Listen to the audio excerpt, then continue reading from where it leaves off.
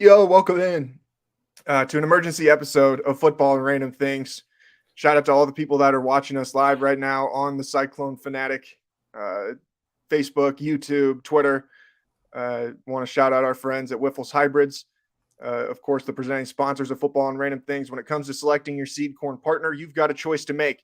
At Wiffles Hybrids, we've made a choice too. A choice to remain independent, a choice to remain farm family owned, a choice to stay American. So when it's your time to make a choice, make a statement, plant your independence, plant Wiffles. Jeff, I was on my way up to Ames here this morning for men's basketball interviews, and I saw a Wiffles truck cruising down the road. I just about flagged him down to stop him and said, "Thanks for supporting Football and Random Things." Did you do the farmer's wave? Just the on the tractor? I should have cut him off and said, "Hey, do you fart?" Hey, I want to know how much you fart. Context. I know. I want to know how much you fart. Also, you know that people know that we're live because you did that weird burp thing right when we started the the intro. So you know we're live. Yeah, that would have been edited out. Yeah, it was a tough deal. Of course, we got breaking news to talk about today. Iowa State announcing changes to its staff, not unexpected changes. Matt Campbell announcing today that Iowa State offensive coordinator Tom Manning and director of football strength and conditioning Dave Andrews will not return to the program in 2023. A couple of pieces of news that I think have been brewing for quite some time. This is the quote from Matt Campbell in the statement, quote, "Decisions such as these are never easy because of the impact they have on lives of individuals and their families. However, in order for us to move the program forward, I felt it necessary to make these changes at this time," Campbell said. "Tom and Dave are tremendous men who have had a hand in our success over the last few years, and we wish them and their families all the best in the future." Continuing on in the release, while Campbell's top-to-bottom review of the Cyclone program continues, Nate Shieldhouse will serve as the program's interim offensive coordinator, and Campbell will offer additional comments on his program review at a future time, which makes me, I don't know how you feel, Jeff, the fact that they put it that way makes me think there could be more decisions coming in the not-so-distant future, especially where they say, Matt Campbell continuing his top-to-bottom review of the program. But what are your initial thoughts on Tom Manning and Dave Andrews leaving the program? I think they're separate thoughts. That I think the Manning one, that's the least surprising because of, we talked about it before, whether or not the relationship between those two guys is changed or is different or whatever, because Tom was the best man at Matt's wedding. So they're very good friends. And Tom Manning has been really instrumental in the success of the program, really from the time that he got there.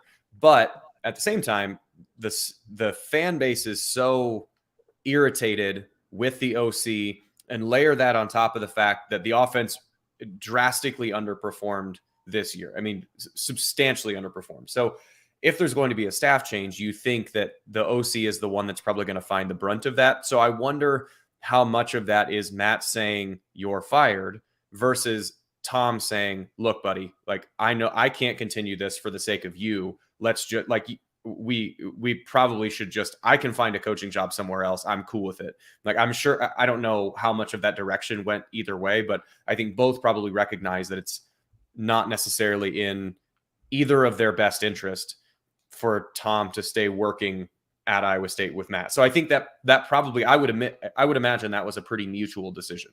My guess is not Matt saying, "Tom, get out of here," and Tom saying, "No, hey, how can you do that?" I'm guessing that's really not the case. Well, I think anybody who listened to Tom's interviews that he'd done with C-Dub at different times, I mean, I think you could tell that affected him. The vitriol he would take from the fan base, I mean, it would be hard for it not to affect you, even if you're a grown man, that taking some pretty serious heat in that situation. Yeah. And it's tough because the other thing is that you can't, if you're Tom Manning in that position, and let's just talk about the perception that he is in, and independent of the job that one is doing. So even if you're an offensive coordinator just generally, or a coordinator generally, and your unit's doing poorly, what other option do you have other than to take it? You have absolutely no option. So let's say that there is the backup quarterback's got a sprained ankle, his backup's got a separated shoulder from practice, and the starter is just absolute garbage. Is just playing really, really poorly. This is hypothetical. Hypothetical. Not saying this is actually true. Hypothetically. And your offense is underperforming. you can't do anything because you can't put in any other quarterback. So you have to, it's not like you can just straight up flip your system. So the fans call for this hypothetical coordinator and say, this guy sucks. What are you supposed to say? That, no, these 18 to 22-year-old kids, these guys suck, and deflect blame to them, and you look like a terrible person that way. Or you say, my coach isn't putting me in a position with players, and then you're going to get fired because you're throwing your boss under the bus. So if you're a coordinator, you literally don't have any other option than to just take it. Like, you have to absorb all of the criticism and whatever. So your really only option is succeed and hopefully not get critiqued. But I mean, even people like, how many people are critique? Let's say in the Pac-12 championship that happens tomorrow night, let's say USC scores 28 tonight. Let's say that USC scores 28 instead of 40. They're going to critique Lincoln Riley for his play. So you're going to take it at some point, no matter what. So he's in a position that's bad. And like that, you kind of got, it comes with the territory, but that just weighs on you to the fact that you cannot explain yourself in a situation. You can't be like, well, here's why we're doing this, because then it's argumentative, and you can't say, no, this is someone else's fault because, you know, so it's a tough position to be in. So as a person, you can understand how much that's going to weigh on you, like emotionally, just to deal with all that. So yeah, it's a tough position to be in, but I think it is the right move for everybody for Manning to move on. So I would imagine that was a mutual decision. All right. So we'll come back to the strength coach portion of this, but I took a bunch of questions on Twitter. A lot of them have kind of the same general gist, but I'm going to ask you this first. For people who don't necessarily understand how the building works on a week-to-week basis, what is the role of the offensive coordinator in a, day-to-day, from a day-to-day standpoint, not on Saturdays when he's up in the booth calling plays, but on Monday, Tuesday, Wednesday, Thursday, and Friday? What is the offensive coordinator doing? And how can you see maybe the failures of the offensive coordinator come through in what they're doing as an offense on Saturdays? So think of this as like an organizational structure where the athletic director is the chairman of the board, the head coach is the CEO, and then the coordinators are like your COO and your CFO. Like those are your guys that are the head coach as CEO. His job is in setting the general direction that all parts of the organization have to fit together, so that your accounting department, your chief operating or your chief marketing officer or something like that knows what are we marketing, how are we marketing it to, who are we trying to talk to, what products are we selling, what are the things that we are trying to do. And then from there, and then on the other side of that, like the chief finance officer is going to be understanding where are we making these investments into. So the chief finance officer then goes to do his thing as far as making sure that the budgeting and financial processes match. And then separately, the chief marketing officer is going through and trying to make sure the marketing process works. But the CEO's job is to tie it together. So in this situation, Matt is the CEO. The head coach is the CEO of this organization. And each coordinator is this chief marketing officer and chief financial officer, whatever. So they're in charge of taking the vision of the head coach and making it a thing that happens. And so in good organizations, it's that it works both ways, where the offensive coordinator and the head coach are going to talk and say, what do we want to do with this offense? Do we want to be a run-first offense? Do we want to be a spread offense? Do we want to be, in Iowa State's case, multiple tight ends, multiple fullbacks? What are we going to do? But then the head coach ultimately has the decision. So if the head coach says, Matt talks about complementary football, and Brent has done a really good job of it with the Williams and Bloom podcast, where they talk about if you try and be Texas Tech, where you're just zipping all the way down the field, that means that the total possessions that your defense is going to be on the field goes from like 12 to 17. And so the defense has to be prepared to be on the field for 17 series instead of 12. So the defensive structure has to change. So ultimately, what the head coach says goes. And he works with the offensive coordinator to say, we are going to run an offensive style that matches X, Y, and Z. And so from that point, you have the philosophical understanding and base of what you're going to do. From there, what the offensive coordinator's job is to take that to his position coaches and say, here's what I want done, because this is what we are going to be doing. We're going to be a 3 wide receiver, 1 tight end, 1 running back unit that we're going to try and possess the ball. We're going to try and do this, this, and this. And here are the ways that I want to do this, because I think if we run, I think, inside zone, these are the plays that I feel comfortable calling, that I think our personnel can handle. We're going to be doing this where we're inside zone, outside zone, play action stuff in these fronts, these protections, these whatever. So the offense coordinator then communicates to his staff what's happening, and then the coordinator's jobs then are the ones that actually go to coach the players to do that job, or the position coach, excuse me, are the ones that actually go execute and teach the steps to execute an inside zone or the steps to execute this, whatever, because it's been communicated all the way down. Now, in any given week, what you're doing, like the off season, is preparing your guys to do that. Like it's working on the fundamentals of what the offense is going to be. It's identifying who should be playing. It's who best fits the system that we want to run. Who are our best players, the evaluation period.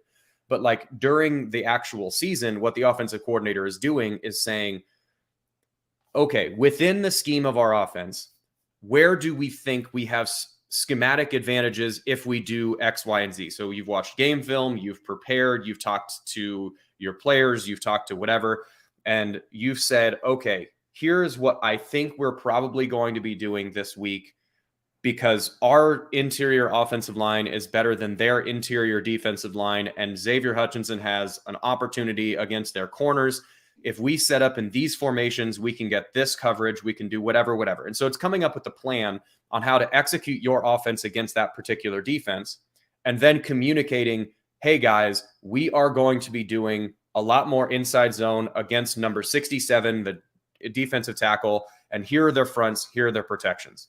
So the coordinator's job isn't just calling plays, it's setting up the game plan on it. And I think people have a misunderstanding because like the video games like Madden and NCAA football are, one, if you've never played them, do it. Like if you don't understand football very well, or you like would like to understand it better, those games are awesome as far as teaching like what coverages are and stuff like that. But I think people misunderstand it because they go, oh, I'm going to run cover 4 and on defense, and then the players just do it. Like they just are in the right spot. If you watch, it's hard for me to watch high school football most of the time because if on 11, like if there's 11 guys on one side of the field, in professional football, 10 or 11 of those guys are doing the right thing on any given play. They are in the right spot. They're using the right technique. And that's why it's so hard because very, very few guys are out of position. Every once in a while, 1 or 2 guys will make a bust. And then you get this, it looks like it's a wide open touchdown, but it's so rare to see that. So 10 or 11 out of 11 are in the right spot. In college, high level college, like let's say Big 12, probably 8 or 9 out of every 11 are doing the right thing at any one given moment. There's usually 2 or 3 guys, even at Alabama. For good teams, like, for good teams. Even at Georgia, like 8 or 9 out of the guys are doing the right thing. The other 2 or 3 are somewhat, I mean, they're using the wrong leverage. They're in the wrong spot. Their eyes were wrong. There's something like that. It's just sometimes the other team doesn't take advantage of it. In high school, by comparison, there's usually like 5 or 6 that are doing the right thing. And the other 5 or 6 are completely off. And it's really bad. But come back to that Madden NCAA point, you have to prepare your guys to understand what they're going to be doing when you do call outside zone. Like they have to know what's the front going to look like. If they do this, what do I need to do? So it's not just calling plays. It's understanding what your script probably is going to be for Saturday, working back and saying, these are the core 30 plays that we can probably use, and then practicing and preparing your team to run those 30 plays because they're humans who have to learn it and they have to adjust on the fly to make sure that you're closer to that 8, 9, 10, 11 guys doing the right thing as opposed to 4, 5, 6 guys doing the right thing and being in the right spot. So it's preparing yourself to get to your call sheet. So on Saturday, you actually can use it. And there might be things when you're going through practice and you have a list of 30 plays long that you go, and during practice, you're like, our left guards cannot pick up this play, cross it off the list. It doesn't exist. We can't use it. No way. So it's the organizational underpinnings of getting yourself to be able to use a call sheet on Saturday to prepare them to understand it. Okay, so let me ask you this. Do you feel, based on what we saw from Iowa State this year, do you feel that there is a need for significant schematic changes, or do you think this is more of a just need a new voice in the room? I think more like significant changes because of the personnel that they have. Unless they're going to get a complete overhaul of the roster to bring it back to what they've been the last few years, I don't think they have the capacity to do that. So using the coordinator as an example, they mentioned players, formations, plays always. And so what does that mean in the context of the last 5 minutes that I was just talking is players, formations, plays. How can we best with our playbook, with our call sheet, how do we get our best 11 on the field as often as possible? Yeah. And how do we then set them up for success? How do we get what formations can we use to get Xavier Hutchinson one-on-one with a corner? If we can get him one-on-one, we're going to throw it to him. So you're starting to understand our best guys, last year. Our best guys are Charlie and Brees and Xavier. How do we get them the ball as best we can? Because they are our best players. This year, they didn't do that as well because they weren't calling plays or formationing to get guys other than Xavier the ball as well as they could. So it feels like you kind of philosophically have to flip the whole thing, because what this offense looks like it wants to be is you have some skinny tight ends that are better route runners than they are blockers. You have some wide receivers you have more slot receivers than you have wide receivers, really. So you need to be able to play an offense that is more open so you can give Jalen Knoll space to read zones, spaces to get one-on-one, and then your tight ends in matchups on linebackers where Deshaun Hannigan can be going against an outside linebacker. He can win that matchup. So it's like they didn't necessarily address it as well as they could. And that's, I think, where the big structural changes need to happen is we can start getting your guys in better positions to allow their strengths to succeed and to mitigate their weaknesses as much as you can. Okay, so then now this aspect of Nate Scheelhaase being the interim offensive coordinator, there's been a lot of questions about that. I guess the first thing I would ask is what do you need an offensive coordinator for in the first week of December when your season's over? Well, you have to. I mean, it's still the same thing. It's like if you don't have a CFO for 2 months, what's going to happen? Like, yes, the people are going to be still doing, whether it's accounting or spending or purchasing, like they're still going to be doing the things inside the company, but it's not going to be tied together at all. So if you don't have an offensive coordinator that's relaying the information that, okay, Matt, we're thinking whoever the new offensive coordinator, whatever next year is going to be, we need to make sure that we upgrade speed at running back because we're going to be playing more wide open, or we're going back to this tight end stuff. So we need to start making sure that we get our offensive or our tight ends bigger and make sure they understand that. And so the guys then have an understanding of what's going on. And when there is something that is confusing, you have to be able to relay it up to somebody to be able to clarify that so that Matt doesn't have to answer 1,500 questions from everybody that's going on, that Nate or whomever, so Nate being the interim, can start making decisions based on what Matt wants to be like it's an interim CFO position. Like maybe he stays there, maybe he doesn't. But if you don't have that, then everybody's just working on doing their own random thing. And it just doesn't make sense. So like you have to have a coordinator. So in recruiting and when you're coaching your guys and you're going over off-season evaluations and you're meeting with everybody, you still have to have a direction for what that's going to be. Otherwise it just turns into chaos. Someone asked who the best offensive coordinator you've been around at Iowa State is. That's easy. Tom Herman. It's Tom Herman. I mean, and what did he do that made him so good as an offensive coordinator? I'm not talking about as a head coach or any of that stuff. As an OC, what made Tom Herman such a good OC? It's a thing that I still use in management. Like if I'm coaching, classes, whether it's AI or CrossFit or working with one of my team members, it is, what is the one thing? Like, what is your one thing that you must get done at any given moment on this play? So you're running, say, inside zone. Like the Oklahoma State thing is the most, that is the most easy for people to kind of put in their brains. That is an inside zone to the right. The first most important thing is hold on to the ball. So underlying everything is just don't fumble. Number 2 is I need to make sure that I keep my eyes on the first down hand past the center. So the run is going to the right. Whoever the down lineman is on the first one to the right of the center, if he gets pushed to the left, I go to his right. If he gets pushed to the right, I go to the left. I'm just watching him. And so what Herman was really good at is communicating to his staff, receivers coaches, running backs coaches, whatever, what is the one thing that must happen on this play for it to be successful? And beyond that, if you're a lineman and your job is you have to get your head to the outside of your blocker or of the defender you're blocking. And if you don't, it's not going to work. If you can get your head to the outside and pancake the guy, awesome, better for everybody. But you minimally have to get your head to that side. So the thing that he was really good at is communicating early in the week, what is the one thing that you must do in order for this play to be successful? And then from there, you get to institute that so you understand the offense really well, because his coaches have a pretty clear understanding of what's happening.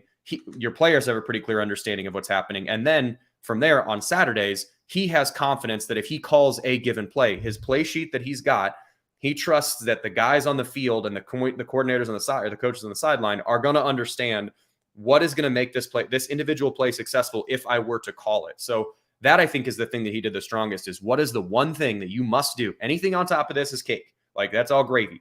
It's just what is the minimum thing to do for success, and you have to understand that to your bones, and then you can be successful. So that was the thing that, like, that is a lesson that I took from him, that's what he does really, really well.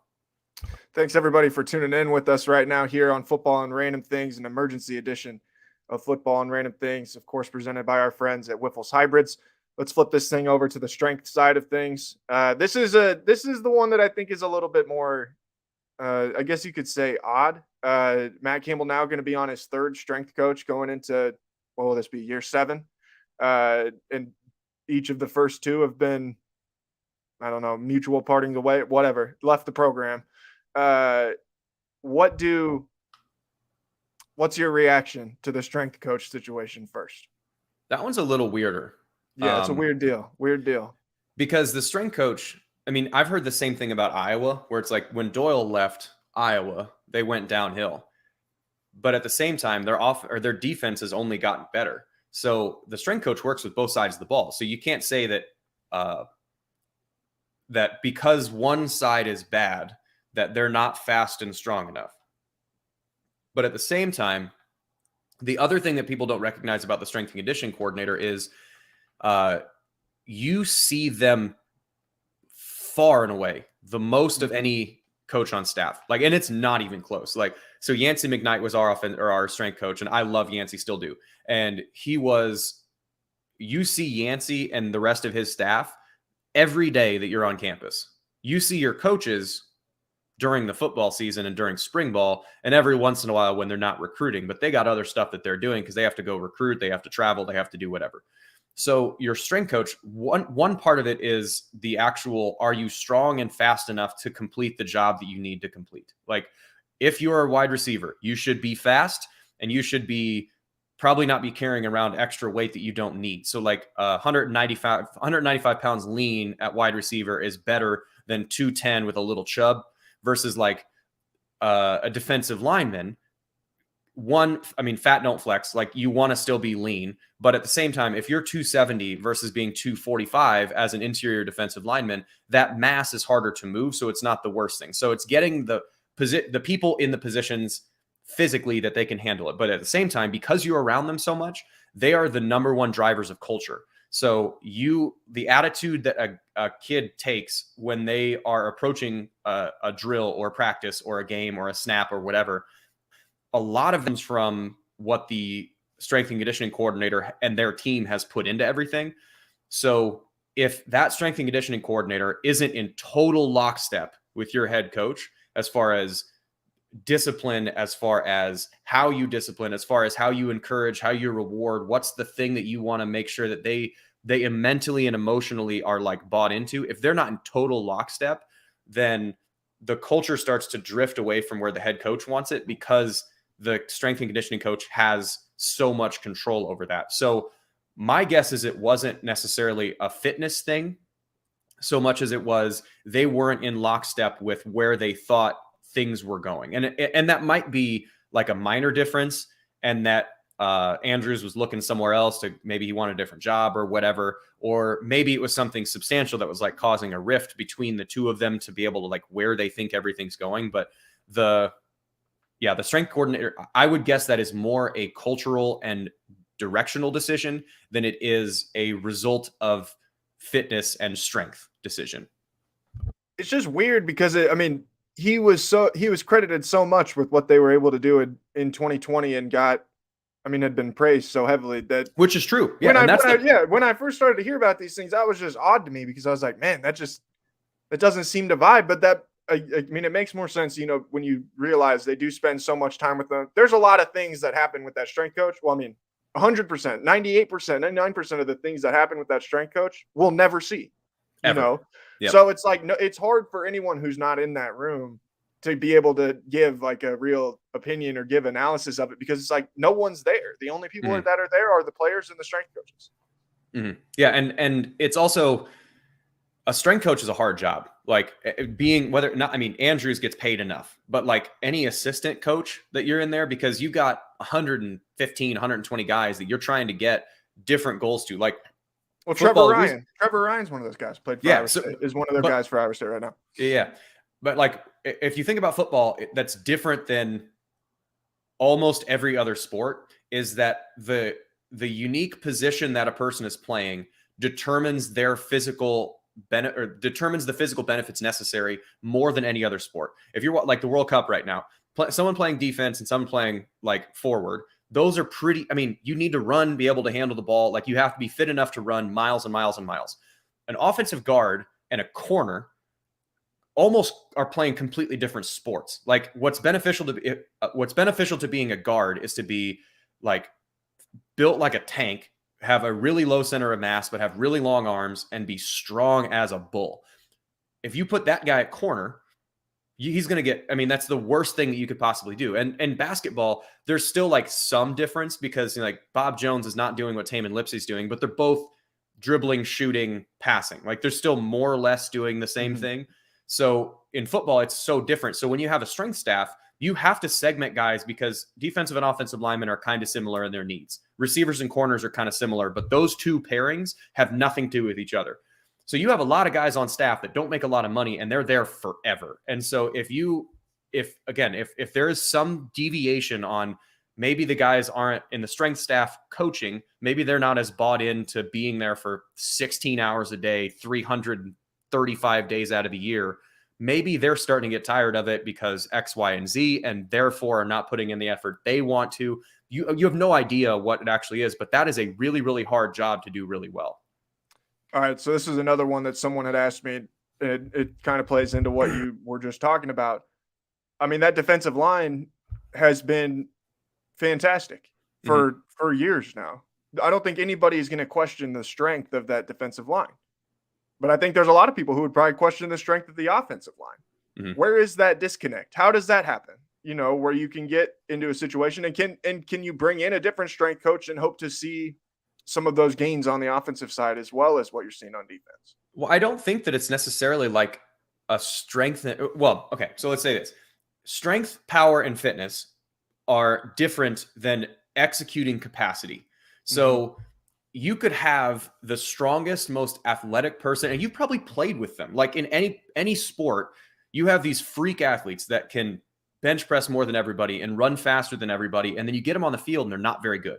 Like, your left tackle can come in and squat 650 pounds, but if you can't block anybody, it don't matter. Exactly. Like, that's basically what you're saying. Yeah. So yeah, the strength coach's job is to prepare you mentally and physically to go out there and do it. It is the position coach's job to translate that mental and physical toughness and strength into executing capacity. And so I would imagine if you took the weight room numbers and like the sprint, the explosiveness numbers, the offensive line is probably just about as explosive as the defensive line. Like, Isaiah Lee and Daryl Simmons are probably very similar in the weight room, but it's the executing capacity to take that power and turn it into something where coaching matters to do that. So like, the strength coach's job is to provide a good raw material to the position coach. The position coach's job is then meant to form that into something that works. So the strength coach might be providing good raw materials, but if they're not getting coached, now on the other side of it, you might just have better athletes that are playing defensive line. Like, maybe when you're recruiting kids out of high school, the guys, I mean, Trevor Downing seems like he's a guy like squats tractors, like that physically strength is there. Literally, but maybe he literally might. Yeah. Yeah. I that's only half a joke. But you just might have guys that are not quite as physically strong because they're looking for different skill sets in recruiting. But like, I would imagine it is less a strength coaching issue between when you compare those two positions than it is a execution thing of taking that power and strength and turning it into useful plays. All right. So like I said at the beginning, I would probably be pretty surprised if this is the end of any changes that will be made for Iowa State. I think right now we'd be speculating on anything else. But I mean, I think if you're hiring an offensive coordinator, a new offensive coordinator, I think you have to assume that guy will have some level of say in who his assistants will be. Wouldn't you? Yeah, agree? because it's you have to a whole different operation. It's a whole different operation, and you have to back to that. That corporate thing is if you're the CMO, you see chief marketing officer of some company, the person that you are getting to do the thing, like you have to be able to trust that when you say something, or when you ask them to do something, or you ask their opinion on something, that person is out for the best interest of you and the rest of the team, and that you agree with each other and work well with each other. Like you don't want to be put in a position where one of your most direct reports is an asshole. Like and that you just don't agree. Like that is a really bad situation, especially because on the offensive side, they only get 4 coaches because there are 6 defensive coaches, and there's a limit that the NCAA puts on that you can only have 10 position coaches. So the offense has only got there's 6 on defense. There's only 4 that they're going to have. So you got to make sure that those 4 are really simpatico, like that they play nicely with each other, that understand everything similarly, can understand feedback from each other. Like that's a really important thing. So I would imagine the reason why they haven't announced anything else, my guess is with the Shieldhouse thing, is that he is the interim OC while they look for somebody else. And if they have someone else targeted, then if they can't get that guy, then Nate potentially could be the full-time OC. But I'm guessing they're searching for someone else. And then once that guy gets hired, he'll determine and kind of meet with the guys and determine if he feels like there is a better coach that he works better with to execute the thing that he wants to do. And then at that point, they would turn over the understaff. But I would guess they're not done, but I would guess this is a reasonable pause until the full OC gets put in place. And then you start making the decisions on the position coaches beneath it. Tony on Facebook says we should clone Eli Rashid and have his clone coach the offensive line. Man, that'd be fun. I think Coach Sheed could handle it. Coach Sheed 2.0. Yeah. I was trying to come up with a Rasheed Wallace. His name is Wallace. It's not Eli Rashid, but it's just Rasheed Wallace. Getting Rasheed Wallace to be your offensive line coach. That'd be pretty good. Ball don't lie. Ball don't lie, man. All right, Jeff. We'll talk to you again soon. Like I said, I think there'll be more conversations to have here in the coming weeks. But thanks to everybody who tuned in live.